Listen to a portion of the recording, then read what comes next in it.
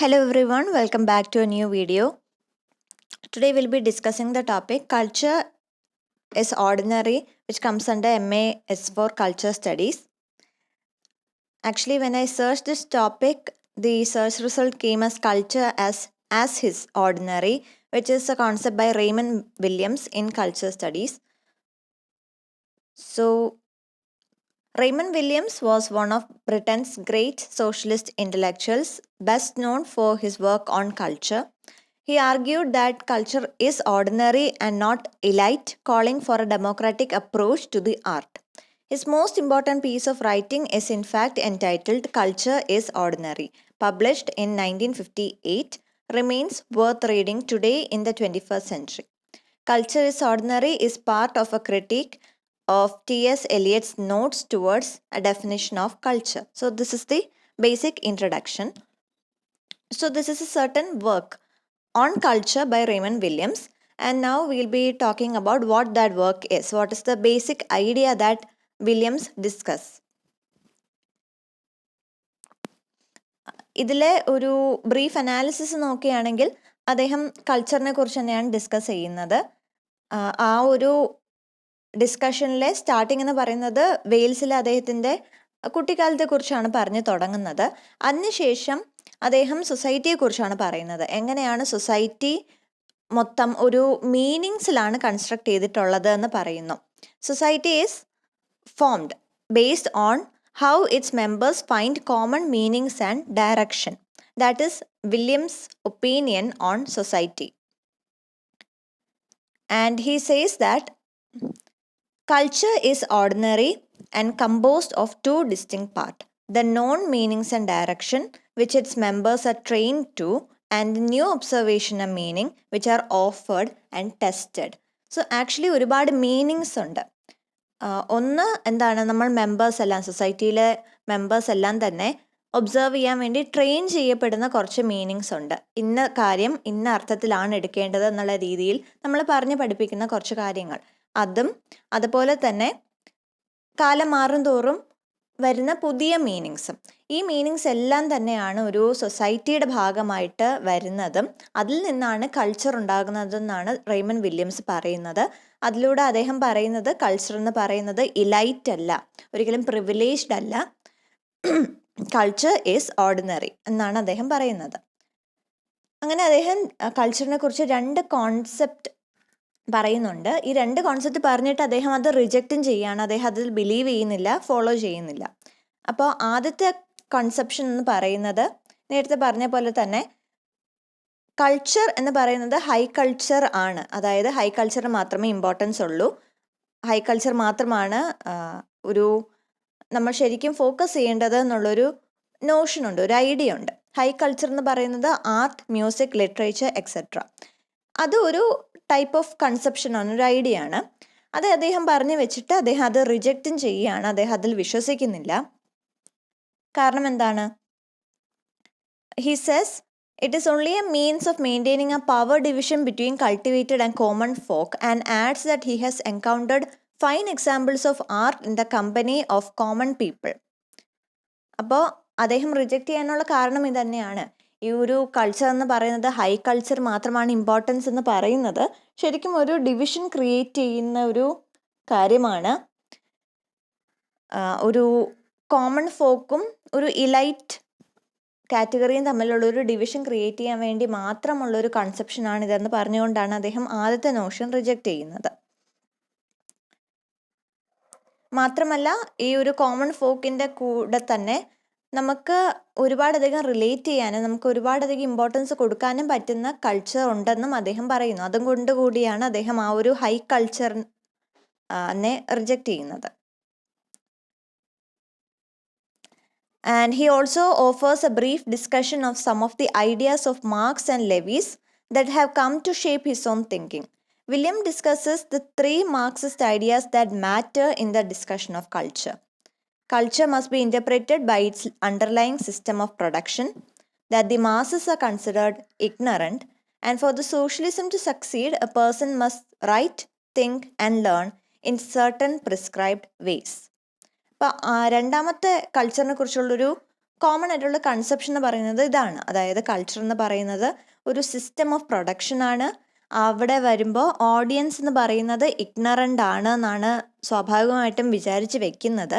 മാത്രമല്ല സോഷ്യലിസം ഒരു സക്സസ് ആകണമെങ്കിൽ ഒരു സൊസൈറ്റിയിലെ എല്ലാ ഇൻഡിവിജ്വലും ഒരു പ്രത്യേക രീതിയിൽ മാത്രമേ ചിന്തിക്കാവൂ, പ്രത്യേക രീതിയിൽ മാത്രമേ കാര്യങ്ങൾ പഠിക്കാവൂ, പ്രത്യേക രീതിയിൽ മാത്രമേ കാര്യങ്ങൾ അനലൈസ് ചെയ്യാവൂ എന്നുള്ള രീതിയിൽ ഒരു സിസ്റ്റം ഓഫ് പ്രൊഡക്ഷൻ അവിടെ പറഞ്ഞു വെക്കുന്നുണ്ട്.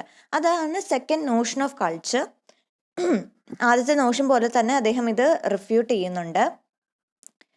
അതിൻ്റെ റീസണായിട്ട് അദ്ദേഹം പറയുന്നത് വർക്കിംഗ് ക്ലാസ് റെസ്ട്രിക്റ്റഡ് അല്ല, അതുപോലെ തന്നെ the masses are not ignorant, they are able to gain access to institutions of learning and developing their own culture. ഇങ്ങനത്തെ ഒരു രീതിയിൽ പറഞ്ഞു വെക്കാനോ പറഞ്ഞ് പഠിപ്പിക്കാനോ ഉള്ള രീതിയിൽ റോബോട്ട്സ് അല്ല മാസസ്. അവർക്ക് പഠിക്കാനുള്ള ഓപ്പർച്യൂണിറ്റീസ് ഉണ്ട്, പഠിക്കുന്നുണ്ട്, അവർക്ക് സ്വന്തമായിട്ടൊരു കൾച്ചർ ഡെവലപ്പ് ചെയ്യാനുള്ള എല്ലാ വിധത്തിലുള്ള സ്വാതന്ത്ര്യം ഉണ്ട് എന്നുള്ളൊരു റീസൺ പറഞ്ഞുകൊണ്ടാണ് അദ്ദേഹം second Notion of culture reject ചെയ്യുന്നത്. He then moves on to Levy's idea that as England has become industrialized and vulgar, art and thinking have suffered. Williams also rejects this view, and it is based on his own working class route. അദ്ദേഹം പറയുന്ന വേറൊരു ഐഡിയയും ഇത് തന്നെയാണ്. കാരണം പൊതുവേ ഉള്ള ലെവീസിൻ്റെ ഒരു idea തന്നെയാണ്, പക്ഷെ പൊതുവായിട്ടുള്ളൊരു കൺസെപ്ഷൻ ഇത് തന്നെയായിരുന്നു. ഇംഗ്ലണ്ട് എന്ന് പറയുന്ന ഇൻഡസ്ട്രിയൽ റെവല്യൂഷന് ശേഷം എല്ലാം വൾഗറായി മാറി. ഈവൻ ആർട്ടാണെങ്കിൽ പോലും അത്രമാത്രം വൾഗറൈസ്ഡ് ആയി എന്ന് പറഞ്ഞു വെക്കുന്ന ഒരു കോമൺ ആയിട്ടുള്ളൊരു തിങ്കിങ് ഉണ്ടായിരുന്നു. അതും വില്യംസ് റിജക്റ്റ് ചെയ്യുന്നുണ്ട്. അതിന് കാരണം അദ്ദേഹം പറയുന്നത് അദ്ദേഹത്തിൻ്റെ ഒരു എക്സ്പീരിയൻസിൽ നിന്നാണ്. അദ്ദേഹം തന്നെ ഒരു വർക്കിംഗ് ക്ലാസ് ഫാമിലിയിൽ നിന്നാണ് വരുന്നത്. അപ്പോൾ അദ്ദേഹത്തിൻ്റെ ഒരു പോയിന്റ് ഓഫ് വ്യൂവിൽ ഇൻഡസ്ട്രിയൽ റെവല്യൂഷൻ നല്ലതാണ്, കാരണം ടെക്നോളജിക്കൽ അഡ്വാൻസ്മെൻ്റ് ഉണ്ടായി. ആ ഒരു ടെക്നോളജിക്കൽ അഡ്വാൻസ്മെൻറ്റിലൂടെ ലേബർ ഒരുപാട് എളുപ്പമായി. നമുക്ക് അത്രമാത്രം ഹ്യൂമൻ എഫേർട്ട് ഇടേണ്ട പല കാര്യങ്ങളും ചെയ്യാൻ വേണ്ടി മെഷീൻസ് വന്നു. അപ്പോൾ ലേബർ കുറച്ച് കുറഞ്ഞു.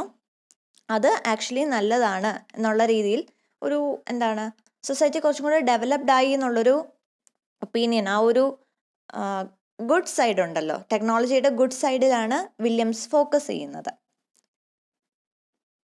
This leads William to his suggestion of how we can move into an age of economic abundance and productive common culture by disapproving two false equations, one false analogy and one false proposition. So what is the proposition? It is that ugliness and pollution are a price all culture must pay for the economic power that comes from industrialization. William posits cleaner, less abrasive technology and responsible industry as a solution.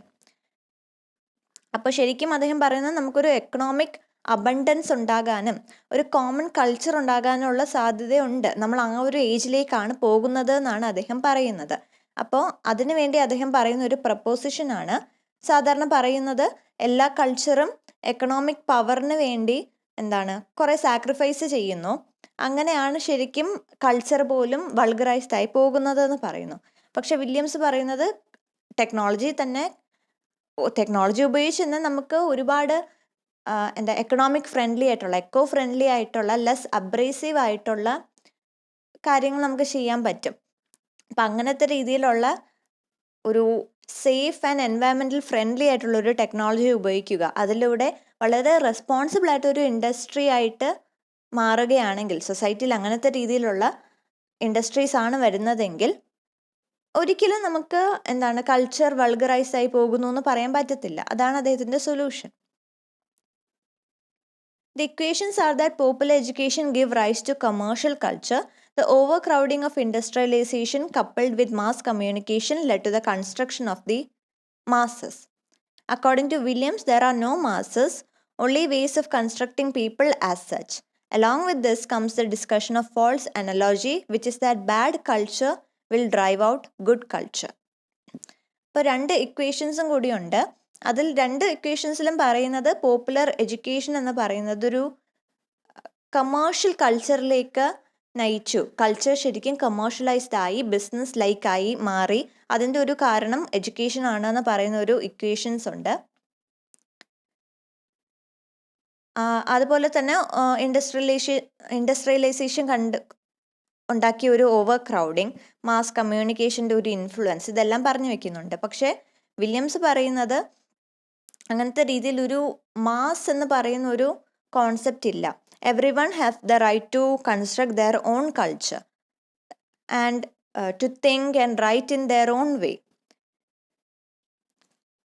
So അങ്ങനെ പറഞ്ഞുകൊണ്ടാണ് അദ്ദേഹം ആ ഒരു equation reject ചെയ്യുന്നത്.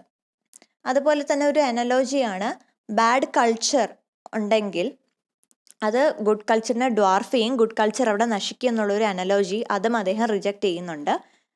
There is no such thing as good or bad, and definitely there will exist a culture which everyone can subscribe to, which is commonly known as a good culture, and it will always prevail in the society.